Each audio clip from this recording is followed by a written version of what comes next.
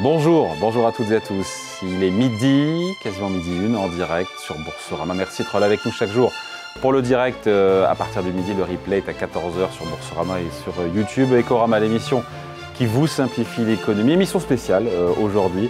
Et c'est chouette de présenter Ecorama, notamment aujourd'hui parce que c'est pas tous les jours et c'est pas commun d'avoir au même moment à la fois une grande figure du syndicalisme, un ancien leader syndical et un patron du CAC 40. Pourquoi ? Eh bien parce que Benoît Bazin, le PDG de Saint-Gobain, et Laurent Berger publient ensemble Voix de passage, donc un livre d'entretien aux éditions L'Aube, un livre d'échange très très intéressant à l'heure de débats politiques et économiques qui parfois deviennent un petit peu hystériques. Bonjour messieurs, bonjour Benoît Bazin. Benoît Bazin ? Oui, je suis là. Bonjour. Bonjour. PDG de Saint-Gobain, merci d'être là. Et également Laurent Berger. Bonjour Laurent Berger. Bonjour. Je vous ai reçus séparément et c'est vrai que vous avoir ensemble, c'est génial parce qu'il y a ce livre. C'est un livre d'échange et cette première question, elle est évidemment d'abord pour Laurent Berger. C'est vous qui êtes à l'initiative, si j'ai bien compris, de ce livre d'échange. Pourquoi l'avoir choisi lui, Benoît Bazin ? Qu'est-ce qu'il a de plus que les autres patrons du CAC 40 ? Parce que vous ne connaissiez pas, je crois, avant ce livre, non ? On se connaissait assez peu, d'abord parce que, comme vous ne l'avez pas échappé, moi, parmi mes activités, au-delà d'être responsable aujourd'hui au sein du Crédit Mutuel de la direction ESG, j'ai une petite activité plutôt pour m'amuser d'éditeur, dans une collection qui s'appelle la Société du Compromis. Et moi, je pense que quand on parle de compromis, tout de suite, c'est peut-être lié à mes anciennes fonctions, je pense à l'entreprise. Et c'est vrai que j'avais envie d'interroger un grand patron d'une grande entreprise, et j'avais côtoyé Benoît à 2 occasions dans des réunions collectives où on échangeait. Et j'avais senti un chef d'entreprise, un patron engagé positivement dans son entreprise, qui avait un regard sur la société et qui avait quelque chose qui est assez rare dans l'humilité de penser qu'une partie des choix qu'on a opérés, c'est des choix collectifs. Alors j'avoue que j'ai lancé un peu la bouteille à la mer de la demande, et j'ai été agréablement surpris qu'après quand même un peu de réflexion, Benoît, je dois l'avouer, vous acceptiez de faire ce livre d'entretien. C'est dans les dernières périodes qu'on a vécues, c'était un vrai moment de respiration en ce qui me concerne d'avoir ces échanges avec Benoît, parce qu'on y voit la profondeur d'un homme, et un homme aligné entre sa fonction de patron et ce qu'il porte individuellement. Benoît Bazin, c'est vrai qu'au début, c'est normal, c'est légitime. Au début, vous avez hésité et au final, qu'est-ce qui vous a donné envie ? Et après, on parle du livre, évidemment. Moi, j'ai hésité parce que j'ai déjà beaucoup de choses à faire pour Saint-Gobain. Et donc, ça m'occupe toute la journée avec les équipes du groupe. C'est d'abord, comme l'a rappelé à l'instant Laurent Berger, c'est une rencontre personnelle et à la fois humaine et intellectuelle avec Laurent Berger. C'est la conviction, je crois, partagée qu'on avait senti le besoin de faire bouger les lignes, d'essayer de dialoguer, de dépasser les clivages. Aujourd'hui, on a l'impression qu'on se définit par des oppositions plutôt que par des convergences. Donc, il y avait ce souci commun d'avancer. Et puis, deuxièmement, le souci aussi de montrer que dans une entreprise, l'entreprise, c'est un lieu d'unité sociale, c'est un lieu d'action collective, c'est une aventure humaine. Tout n'y est pas parfait, mais on peut trouver des choses, à la fois épanouissement personnel et puis rôle du collectif. Et l'entreprise a un rôle à jouer dans la transformation de la société. Donc, c'était aussi faire connaître ce monde de l'entreprise qui est quelquefois perçu de l'extérieur comme un peu hermétique, et donc montrer ce qui se passe ou ce qu'on essaie de faire progresser dans l'entreprise. Benoît Bazin, on a parfois, en tout cas des Français peuvent parfois avoir l'image des patrons du CAC 40 qui sont obnubilés par leurs résultats financiers et leurs cours de bourse, loin des préoccupations sociétales de la France et du monde. Vous êtes la preuve à incarner que non. Je crois que les dirigeants d'aujourd'hui, et on essaye tous de faire au mieux avec l'ensemble des équipes, mais ils sont préoccupés d'une performance globale de leur entreprise. Naturellement, il faut une performance financière, que ce soit à court terme, parce que les marchés financiers nous y poussent, j'allais dire malheureusement, de plus en plus. Il faut avant toute chose une vision de long terme, il faut donner du sens à ces équipes. Il faut donner de l'autonomie, de la responsabilisation, et puis il faut se préoccuper effectivement des enjeux sociaux, sociétaux, environnementaux, du partage de la valeur. Et ça n'est qu'à la condition d'un équilibre qui n'est jamais parfait et toujours assez fragile, mais auquel il faut travailler. Ça n'est qu'à la condition de cette performance globale que l'entreprise peut avancer. Et je crois que Saint-Gobain, et Saint-Gobain n'est pas le seul, mais on peut montrer que oui, on arrive à faire de la performance financière, même boursière. Le cours de bourse de Saint-Gobain a été multiplié par 3 sur les 5-6 dernières années, tout en progressant dans le partage de la valeur avec les salariés, dans la motivation des salariés, dans la reconnaissance des clients, dans l'équilibre des territoires dans lesquels on opère, et également dans la performance environnementale. Donc ça n'est pas incompatible, mais au contraire, c'est un gage de performance dans la durée, le fait d'arriver à trouver cet équilibre global. D'ailleurs, Benoît Bazin, je vais me poser la question, parce qu'on l'a traité la semaine dernière dans l'actualité, Donald Trump qui souhaite supprimer les résultats trimestriels pour en faire des résultats semestriels. Vous en pensez quoi en tant que patron du CAC 40 ? Alors, les entreprises américaines sont effectivement plus que les européennes soumises à des résultats trimestriels complets. Nous, par exemple, nous ne publions que le chiffre d'affaires. De fait, la vision d'une entreprise, elle se joue sur 5 ou 10 ans. Alors, il faut donner des points de passage réguliers à ses actionnaires, mais on les rencontre régulièrement. Donc, une publication semestrielle de résultats serait tout à fait satisfaisante. Quand Saint-Gobain investit dans un nouveau four verrier, c'est pour 20 ou 30 ans. Quand on s'engage sur la décarbonation de nos émissions de CO2, c'est également une neutralité carbone 2030, 2040, 2050. Donc, avoir cette vision de long terme, c'est d'abord avant tout ça qui fait la performance de l'entreprise. Laurent Berger, quand on a un syndicaliste qui dialogue avec un grand patron pour trouver des voies de passage, c'est le titre du livre, dans le fond, on parle d'un compromis. C'est pour envoyer quel signal, quel message, à la fois à toute la société, aux patrons, aux salariés, aux citoyens, aux politiques aussi? C'est d'abord pour envoyer un message, c'est qu'il faut arrêter de caricaturer ce qu'est le monde de l'entreprise. C'est parfois un peu caricaturé, alors que quand vous faites toutes les enquêtes d'opinion, montrent que les salariés sont attachés à l'entreprise et les citoyens aussi, parce que l'entreprise, c'est un lieu du commun, c'est un lieu où se bâtissent des compromis, c'est des endroits où on se réalise, c'est des endroits où on se confronte aussi avec des intérêts contradictoires, mais toujours en recherchant les voies de passage, justement, les compromis. Donc, il y avait une volonté de montrer cela, mais de le montrer en étant incarné. J'avais envie de montrer aussi que la caricature qu'on pouvait faire parfois, y compris des patrons, n'était pas forcément était pas justifiée. Et puis, le message principal, et ce n'est pas en résonance avec l'actualité, je n'ai pas à la commenter, l'actualité. Je rappelle que je ne suis plus en responsabilité, c'est que les compromis sont possibles. Et que les compromis, ça nécessite de reconnaître la complexité qui est en face de nous. C'est-à-dire, on a des choix à opérer. Une entreprise, elle a un choix à opérer entre sa performance financière, mais aussi son impact et sa performance globale. Elle a des choix à opérer avec des moments où il est plus facile de partager la valeur, ou d'autres, il est plus difficile parce qu'on en crée moins. Donc, tout ça, ça nécessite de l'intelligence individuelle et collective. Et je trouvais que de le faire à travers l'illustration, finalement, le témoignage d'un grand patron que j'ai un peu été chercher, parfois, au sens, j'ai pas été le gentil intervieweur seulement, j'ai essayé de le faire à ma façon, c'est-à-dire respectueusement, mais c'est de comprendre c'était quoi aujourd'hui diriger une grande entreprise, un grand groupe comme Saint-Gobain. C'était pour montrer que derrière tout ça, il y avait des hommes de conviction. Voilà. Et donc, le message, c'est qu'il y a des voies de passage pour régler les conflits qui sont parfois inhérents à toute société et à toute entreprise, pour montrer qu'on a des façons de gouverner parfois des entreprises, mais peut-être au-delà, de façon apaisée, sans caricature, sans facilité, mais avec conviction. Parce que le débat public, Laurent Berger, c'est vous qui le dites dans l'Express, le débat public est souvent entravé par des postures. C'est ça qui empêche le compromis et la voie de passage. Bien sûr, c'est souvent entravé par des postures, par des conclusions à des débats d'idées qui sont déjà posés avant même qu'on commence à débattre. Et moi, ce que j'ai aimé dans le dialogue que l'on a eu avec Benoît Bazin, c'est la nuance, c'est la prise en compte de la complexité, c'est le goût du collectif, c'est le fait d'assumer un leadership sans considérer qu'on est omniscient. Voilà, c'est autant de choses qu'on a parfois du mal à retrouver, c'est vrai, dans le débat public, sans vouloir donner des leçons à quiconque, mais je pense que ce livre, il est à lire par nombre d'acteurs qui aujourd'hui occupent des responsabilités.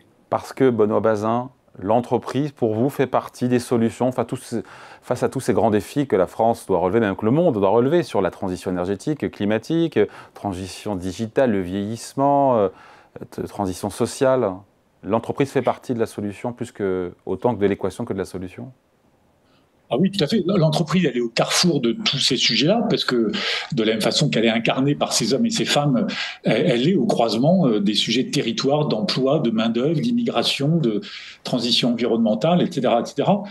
Donc l'entreprise, elle est nécessairement partie prenante de tout ça. Ensuite, l'entreprise, elle a des moyens financiers, des ressources humaines, des moyens d'innovation.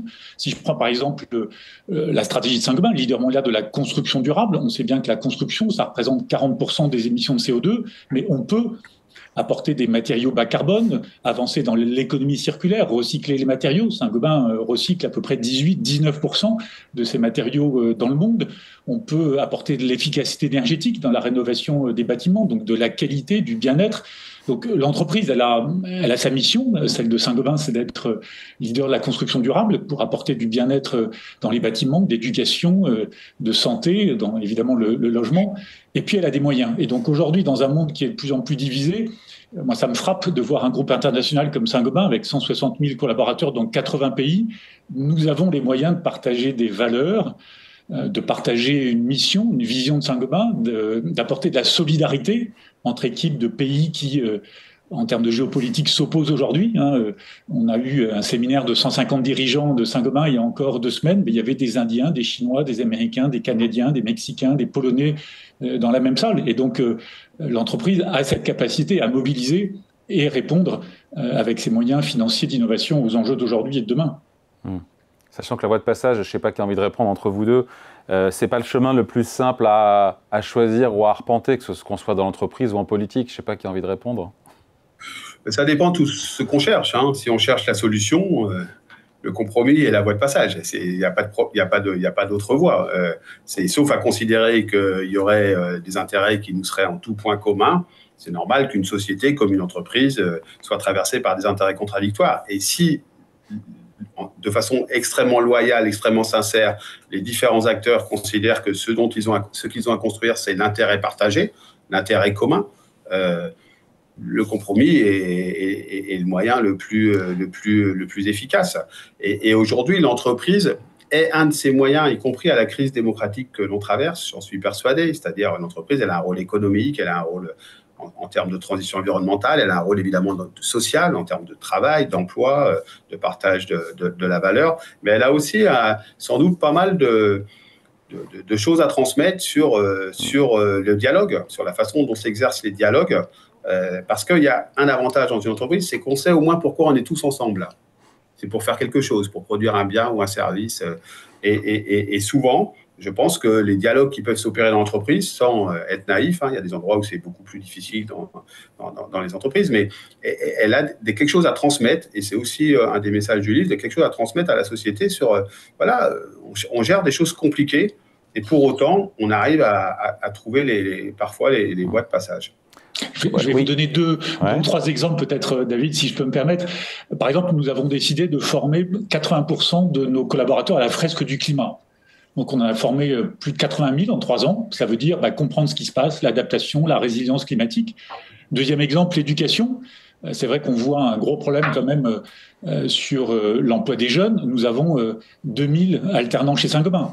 Donc, c'est un compromis, parce qu'évidemment, un alternant, il n'est pas aussi performant qu'une personne qui a 10 ans d'ancienneté. Et puis, troisième sujet, le partage de la valeur. Moi, je suis heureux qu'il y ait plus de 60 000 salariés de Saint-Gobain qui sont actionnaires. Ils ont investi à peu près plus de 4 milliards, entre 4 milliards et 4 milliards et demi d'actions Saint-Gobain. 75% de nos salariés français sont actionnaires. On parle de capitalisation des retraites. L'épargne salariale chez Saint-Gobain, ce sera un petit véhicule au moment de leur départ en retraite pour avoir un complément de revenu. Voilà, ce sont 3 exemples de compromis et sur lesquels l'entreprise a un rôle à jouer au-delà de sa stricte performance financière. Laurent Berger, vous qui avez d'ailleurs du recul là-dessus, c'est vrai que Saint-Gobain est un groupe assez vertueux en matière de partage de la valeur. Vous en pensez quoi d'ailleurs, la petite dose de capitalisation dans les retraites, Laurent Berger, sans se prononcer à titre politique, mais à titre de citoyen, vous dites pourquoi pas, parce que le conclave n'a pas été très concluant sur ce sujet-là. Moi, je vous comprendrai bien qu'en plus, en ce moment très précis, je ne vais pas me mettre à commenter l'actualité et à gêner quiconque des acteurs qui sont engagés. L'avantage d'avoir pris un peu de recul, c'est aussi de trouver les choses plus faciles d'une certaine manière. Donc, je me garderais bien de jouer dans la facilité. Ce qui est sûr, c'est que la capitalisation, pour certains, ça existe. Ça s'appelle l'assurance vie. Il y a aussi des plans d'état de retraite collectifs. Et moi, vous savez, ma préoccupation, elle n'a pas bougé. C'est de faire en sorte que le standard qui est celui d'un certain nombre de salariés aujourd'hui, ceux où il y a le plus de négociations collectives, il y a le plus d'accords collectifs, etc., ça puisse être le standard demain de l'ensemble des travailleurs de notre pays. Et c'est loin d'être le cas. Et moi, je crois qu'il faut un système par répartition et un système extrêmement solide, mais j'ai cru comprendre que l'organisation que je dirigeais par la voix de sa secrétaire générale avait fait un peu d'ouverture sur le fait de réfléchir oui. à un peu... Qui a été refermé par une autre organisation. Elle a été refermée peut-être par l'organisation patronale qui était en face, si je peux me permettre, parce que tout ça faisait l'objet d'un compromis. Vous savez, le compromis, c'est pas se rallier à la position de celui qu'on a en face de soi. Le compromis, c'est que chacun fasse une part du chemin. Et pour le coup, je pense que sur le sujet des retraites et des discussions qui ont eu lieu au printemps, la CFDT avait fait la part de chemin. Quelles valeurs il faut partager? C'est une question pour tous les deux, pour trouver des voies de passage, pour trouver des solutions, des compromis. Quand on dialogue avec quelqu'un qui ne pense pas comme vous, et il y a beaucoup de sujets qu'on pourrait décliner ensuite. Le respect. Quelle valeur, votre question, David, c'est quelle valeur il faut partager pour espérer trouver une voie de passage, un compromis quand on parle avec quelqu'un qui pense de manière orthogonale par rapport à vous? Je pense que le dialogue est important, et le dialogue pas en une seule fois, mais le dialogue dans la durée, pour lui donner de la crédibilité et du fond, parce qu'il y a des sujets qui nécessitent un mûrissement. Donc le dialogue est très important pour essayer de comprendre la position de l'autre. Et puis, comme vient de le rappeler Laurent Berger, souvent les compromis, c'est pas sur un chemin linéaire, c'est multipolaire. Donc, je fais un compromis sur ce sujet, j'ai quelque chose d'un petit peu différent sur un autre, et à la fin, sur 4 ou 5 ou 6 paramètres, chacun s'y retrouve. Donc, ça n'est pas juste un curseur qui va d'un point A à un point B, c'est quelque chose de multiple. Mais je pense que fondamentalement, le dialogue dans la durée, l'authenticité du chemin et des preuves qu'on peut donner, et globalement une vision dans le temps long, ce sont des choses importantes. Laurent Berger? Oui, je suis d'accord avec Benoît. Il faut aussi la reconnaissance de l'autre, de son interlocuteur, sa légitimité. Quand on reconnaît quelqu'un avec qui on dialogue, on est amené à dialoguer, à chercher des compromis, et quand on ne reconnaît pas sa légitimité à agir, on ne peut pas le faire. Donc il faut reconnaître la légitimité et la diversité aussi des points de vue, et puis la loyauté. Il faut être loyal parce qu'il faut pouvoir se dire ce sur quoi on peut avancer, ce sur quoi on ne peut pas avancer. Après, la ligne de fond de tout ça, c'est quand même un attachement au dialogue, et donc un attachement à une forme démocratique qui a quand même fait ses preuves. C'est-à-dire, on a des manières de délibérer sur des points qui peuvent être des points qui nous opposent. Et ça s'appelle le dialogue et le contrat, le compromis par l'accord collectif, par exemple. Ça peut être parfois le fait majoritaire, mais il faut être extrêmement attaché à cela. Et franchement, moi, j'ai toujours négocié et je ne me suis jamais fâché avec personne au sens d'être dans l'irrespect. On peut être en désaccord et assumer aussi des désaccords. Et ce n'est pas grave. Sauf qu'à la fin, il faut trancher. À la fin, il faut trouver une solution. Oui, on en trouve. Vous savez, dans l'entreprise, regardez les derniers grands mouvements sociaux qui ont été opérés. Et d'ailleurs, même ceux de ces dernières semaines, les mobilisations, à chaque fois, ce n'est pas l'entreprise qui est visée. Ce n'est pas l'entreprise. L'entreprise reste un espace où on peut construire du compromis. Ça ne se passe pas partout, idéalement, évidemment. Je ne suis pas en train de dresser un tableau idyllique, mais on le voit à travers le livre et ce que dit Benoît Bazin. Dans un certain nombre d'entreprises, même quand il y a des compromis à opérer, on est capable, par la voie du dialogue, on est capable de le faire. Donc, le monde n'est pas idéal.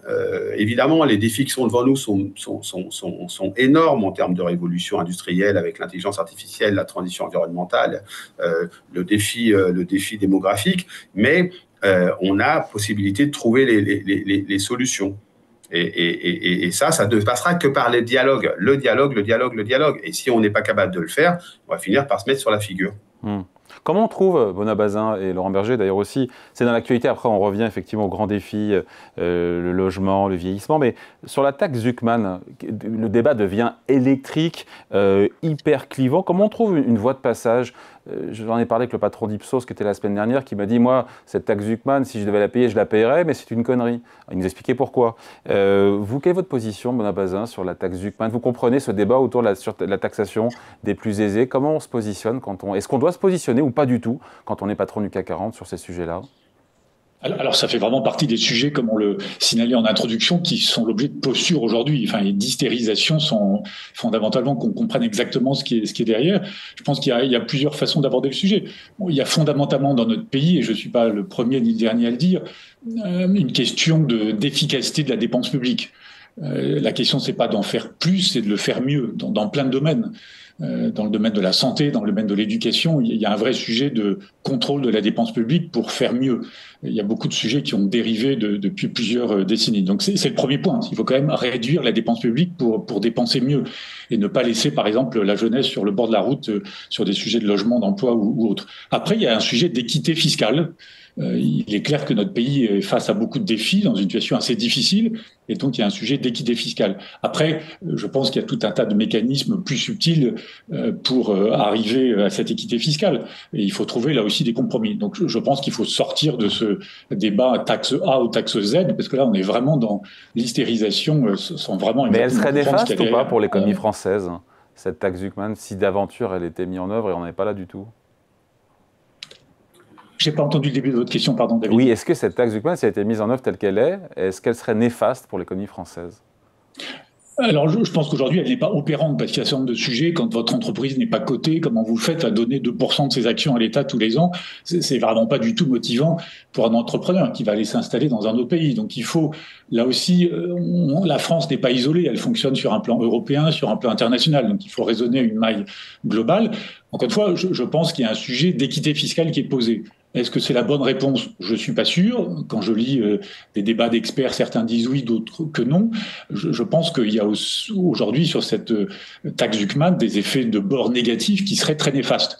En revanche, le sujet d'équité fiscale dans notre pays est posé, mais la question fondamentale, et elle se pose pour une entreprise comme Saint-Gobain, comme pour un dirigeant comme moi, c'est de se dire à quoi servent les efforts fiscaux. On a envie que ça serve à quelque chose. Et il faut que l'État et les collectivités locales, une bonne fois pour toutes, dépensent mieux. Je veux dans un domaine comme la santé. Il y a 30 ans, il y avait 2,5% de non-soignants dans le monde de la santé. Aujourd'hui, c'est 15%. Qu'est-ce que ça a fait? Ça a enlevé du sens aux soignants, ça a enlevé de l'autonomie. Dans une entreprise, pour que ça marche, il faut se réorganiser en profondeur. Saint-Gobain l'a fait il y a 6 ans. Nous avons complètement bouleversé le groupe pour s'organiser par pays, avec des dirigeants de pays sur la construction qui est un marché local, qui ont la pleine responsabilité. Il faut donner du sens, un récit collectif, et il faut donner de l'autonomie. Aujourd'hui, il y a tout un tas de domaines dans lesquels on ne s'est pas réorganisé, on a coupé le sens au récit collectif et on n'a pas donné la bonne autonomie décentralisée en faisant confiance sur le terrain. Donc je pense qu'il y a beaucoup de choses à réorganiser dans la dépense publique pour retrouver de l'efficacité. C'est vraiment le sujet de la France. Laurent Berger? Sur le débat autour de la taxe Zucman, etc., pour comprendre le moment qu'on est en train de traverser, c'est qu'il y a nécessité il y a un problème budgétaire aujourd'hui extrêmement important et dangereux qui est posé à notre pays, et on demande à ce qu'il y ait des efforts. C'est logique, pour boucler un budget, il faut des efforts. Et se poser la question que ces efforts soient partagés équitablement, c'est pas indécent. On voit bien qu'il y a un accroissement des inégalités qui est à l'œuvre. Et donc, le sujet, encore une fois, c'est auprès de qui qui peut contribuer. Je pense que tout le monde va être amené à contribuer pour faire des efforts budgétaires. Tout le monde.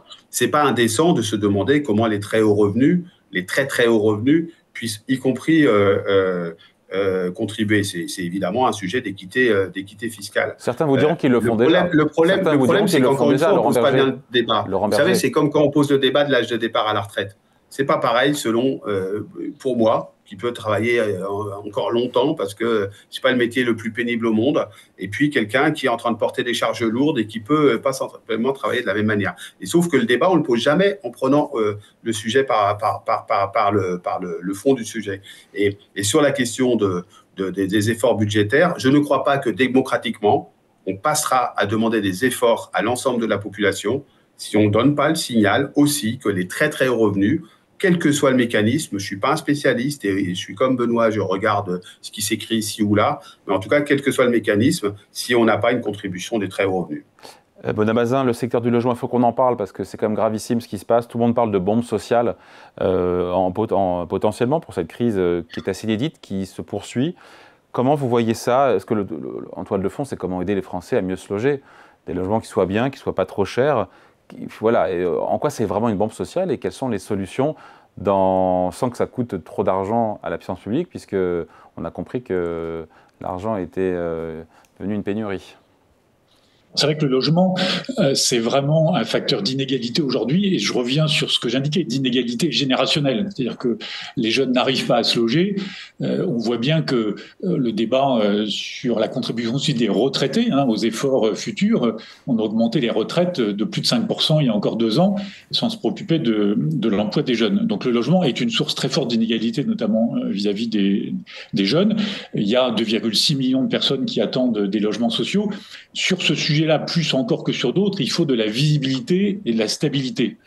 On n'a pas cessé depuis plusieurs années d'avoir des zigzags sur les sujets de logement, sur la politique de logement neuf, où il n'y a pas du tout assez d'offres, il n'y a pas de financement. Et deuxièmement, sur la rénovation énergétique des logements. On en est, je crois, à la 15e modification des critères d'éligibilité à MaPrimeRénov'. Si je prends l'exemple de la rénovation énergétique qui pourrait remettre sur le parc locatif un nombre de logements. On a laissé se développer de façon gigantesque des Airbnb, des effets de logements touristiques d'aubaine qui ne sont pas raisonnables. Donc maintenant, il y a quelques maires qui reprennent la main. Donc il faut de la visibilité, de la stabilité. Le logement, c'est fondamentalement un sujet local. Donc redonnons du pouvoir aux maires. Les maires, ils ont perdu la taxe d'habitation. Ils ont peut-être perdu un peu la traçabilité de qu'est-ce qu'apporte un logement dans ma ville. Donc voilà. Comment on redonne du pouvoir aux maires? Et décentralisation. Comment on donne du pouvoir aux maires concrètement? Typiquement, on peut leur redonner des moyens financiers. On leur a coupé la taxe d'habitation, donc aujourd'hui, elle redescend sans qu'ils sachent exactement comment la flécher. On peut leur donner plus de facilité pour accélérer la libération du foncier. On peut peut-être revisiter la zéro artificialisation nette. Elle est valable aux bornes de la France, elle n'est pas forcément valable aux bornes de toutes les communes. Quand il y a des communes qui doivent créer 50 000 emplois comme à Dunkerque, c'est pas la même chose que quand on est sur une commune rurale qui n'a pas besoin de logement. Donc voilà, il y a beaucoup à décentraliser pour, en termes de vitesse de décision, redonner du pouvoir et de la capacité d'autonomie là où la décision se prend, c'est-à-dire sur le terrain pour le logement. Benoît Bazin, si vous étiez ministre du Logement, vos 2 premières décisions, vous faites quoi? Je pense qu'il faut retrouver des moyens de financement de l'ensemble du logement. Si je prends l'exemple de l'Allemagne, par exemple, la quasi-totalité du logement social a été privatisée juste après la réunification. Bon, ça fait un coût du logement social en termes de charge de fonctionnement qui est la moitié de celui de la France. Je sais que certains grands parcs locatifs ont été, la gendarmerie, la CNCF, une partie, pour certains, remis sur un parc privé. Est-ce qu'il ne faut pas redonner des moyens de financement en tout ou partie, public-privé, trouver des partenariats public-privé sur le logement social pour avoir plus de moyens? Et puis, deuxièmement, redonner du pouvoir aux maires, faciliter les démarches administratives. Et 3, inciter aussi le monde financier, le monde des banques, à financer la rénovation énergétique, financer le logement, recréer des classes d'actifs pour qu'un particulier, plutôt que d'acheter une SICAV qui fait de l'assurance vie dans un bon du Trésor, puisse avoir une SICAV logement. J'investis dans une SICAV qui a une portion de logement pour mon pays et qui va en recevoir un petit peu plus que l'inflation sur les 30 prochaines années.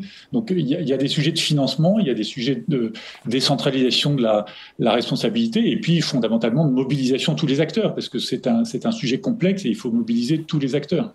Mais il faut remettre le logement au cœur de la priorité de notre pays. C'est effectivement, en termes d'équilibre social et démocratique, un enjeu extrêmement important.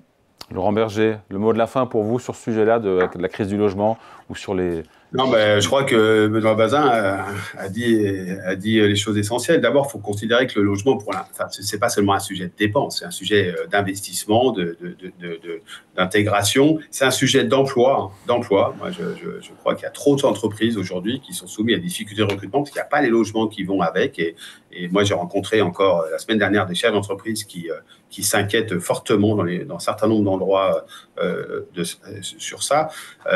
Et donc, vous voyez, on est dans une difficulté budgétaire, on a des choix à opérer, et pour autant, il ne faut pas qu'on obère nos capacités d'investissement dans les grands sujets qui sont les grands sujets sociaux, type le logement, l'intégration des jeunes, l'éducation, la question de la transition environnementale, qui est aussi un enjeu fondamental sur lequel il ne faut pas baisser la garde. Et donc, ça nécessite de sortir des postures, encore une fois, sortir des caricatures, sortir de la facilité. Ce livre, vous verrez, Benoît Bazin dit jamais il n'y a qu'un faucon. C'est argumenté. Et donc, je pense qu'il faut reprendre la complexité qui est la nôtre aujourd'hui sur les défis qui sont posés à notre société et les tricoter les uns après les autres en disant, bah voilà, on trouve les solutions, et les solutions, elles émergent d'un échange fructueux, de dialogue fructueux entre différentes parties prenantes de la société. Benoît Bazin, mot de la fin aussi pour vous. Comment est-ce qu'on reste enthousiaste et optimiste quand on vit une crise politique comme on l'a rarement vécu en France depuis 1 an, dans un monde qui est complexe, qui est violent, et une société qui a tendance à se fracturer à l'image de cette Assemblée nationale qui est fracturée comme jamais? Il faut naturellement résolument rester optimiste et positif. Moi, la jeunesse, c'est quelque chose qui me donne beaucoup d'espoir parce que la jeunesse a beaucoup d'énergie, à nous de savoir la faire fructifier. L'Europe, nous n'avons pas parlé d'Europe, mais naturellement, on doit appeler à un sursaut de l'Europe avec une Europe beaucoup moins naïve, beaucoup plus agile, beaucoup plus active, et une Europe qui pense à investir sur ses propres territoires et non pas rester finalement ouverte au monde. Donc voilà, moi je suis confiant, à la fois parce qu'il y a beaucoup de savoir-faire, d'innovation, d'envie, de créativité dans notre pays, mais il faut investir sur les bons sujets de long terme. Donc l'éducation, la jeunesse, l'Europe, l'innovation, la recherche et développement, et puis avoir fondamentalement un sens du bien commun. C'est-à-dire qu'on attend dans une entreprise des travaux collectifs pour le bien commun de l'entreprise, pour l'avenir à long terme de l'entreprise. Moi, c'est ce que j'attends de l'ensemble des forces vives de notre pays, c'est un sens du long terme, un sens du commun et un sens de la réussite de notre pays plutôt que de telle ou telle chapelle politique ou future élection. Donc un sens du commun, c'est comme ça que nous réussirons et je suis confiant à relever les défis de demain pour la France et pour l'Europe. Et pour ça, il faut trouver des voies de passage. C'est le titre du livre de Benoît Bazin, PDG de Saint-Gobain, et de Laurent Berger. Merci à tous les deux pour cet entretien croisé. Merci, messieurs. Merci. Ce fut un plaisir. Et puis on revient demain, et Ecorama revient demain évidemment à partir de midi en direct sur Boursorama. On sera avec Pierre Gattaz, ancien président du MEDEF. Gagner plus, c'est maintenant. Aux éditions Fayard sera son livre. Les replays, c'est dès 14h sur Boursorama et sur YouTube. Très bonne journée et à demain.